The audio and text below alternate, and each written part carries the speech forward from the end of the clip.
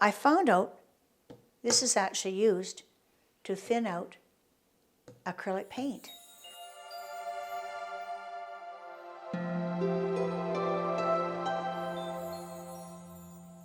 Hi, this is Doreen Velin from Process Art Discovery.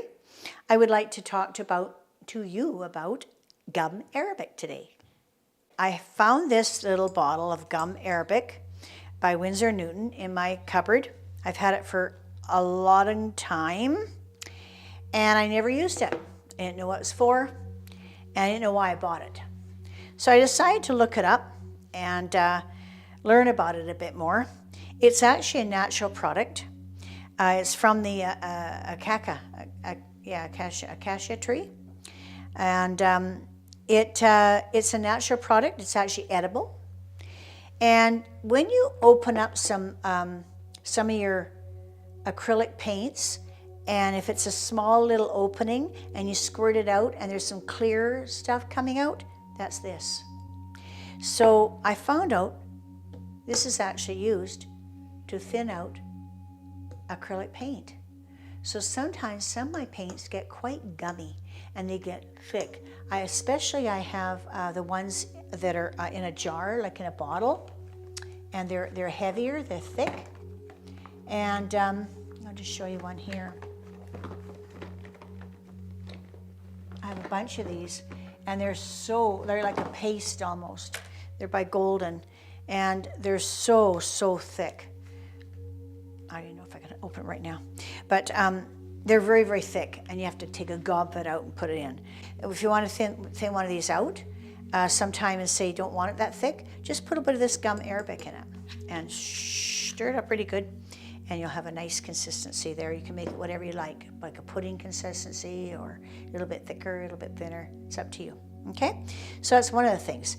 The other thing it's good for is, and you've probably seen this on Facebook or different websites already, that use it for watercolor.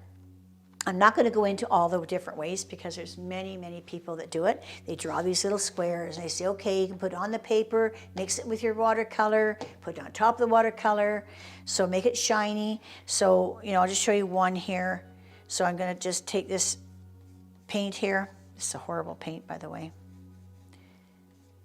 Can't even hardly see it. Take some darker paint. Okay, and what they do is they waited for it to dry and then go over it and makes it shiny. Believe me, that's what it does. I'm not going to bother doing it. So the other thing that I like, now this is the gem, I think. When you buy a brush in the store, it's stiff, right? And you kind of have to separate the fibers. It was done with gum arabic. So this is what they use. Now this is a rigger.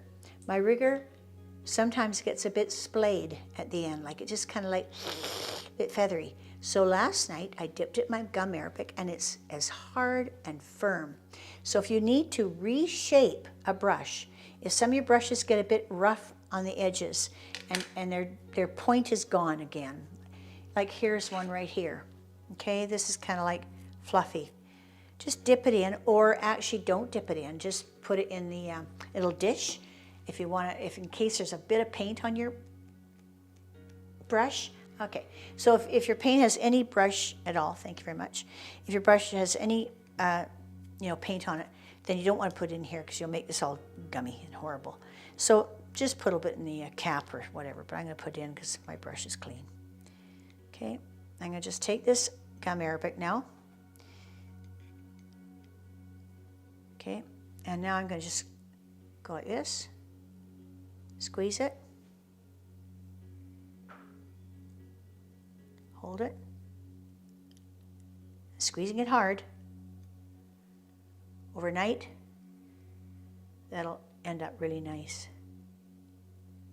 Those are brushes coming off. Okay, and I'll squeeze it now.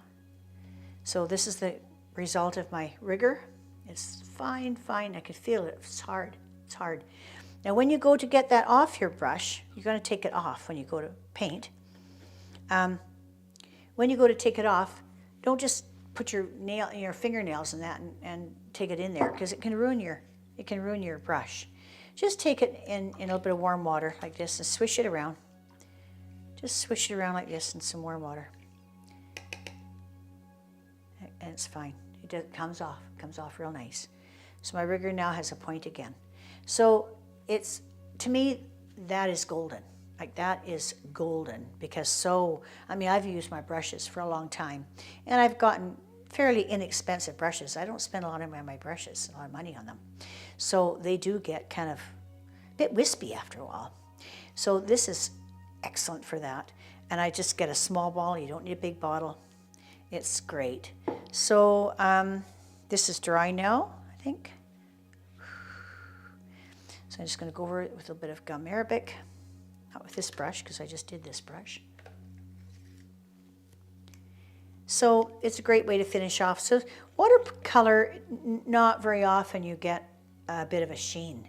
So if you do want a sheen, especially in one part of the picture and not the other part, ooh, there you go. There's your answer. Some gum. This is still wet. So this being wet now, this is another use for it. You say I want to wipe it off. I made a mistake.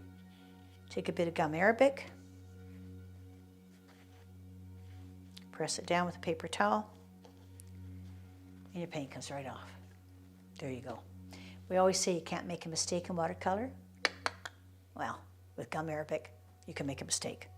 And you can take it off, which is cool. Now, if this dried and I put it on top, it wouldn't take the paint off, of course, if it's dry, and it'd just leave a nice sheen. So there's your two ways of using it. But the other two ways of bringing your brush back to life and is, to me, golden. I want to thank you for joining me today with Process Art Discovery. And it's really, really important that you subscribe, because your subscribing cheers me on. I need it. So I feed on it. So I love to chat. Obviously, you know that because you watch me. You know I love to chat. So, and I like to listen. So stay tuned, subscribe. Let's see you next time. Goodbye.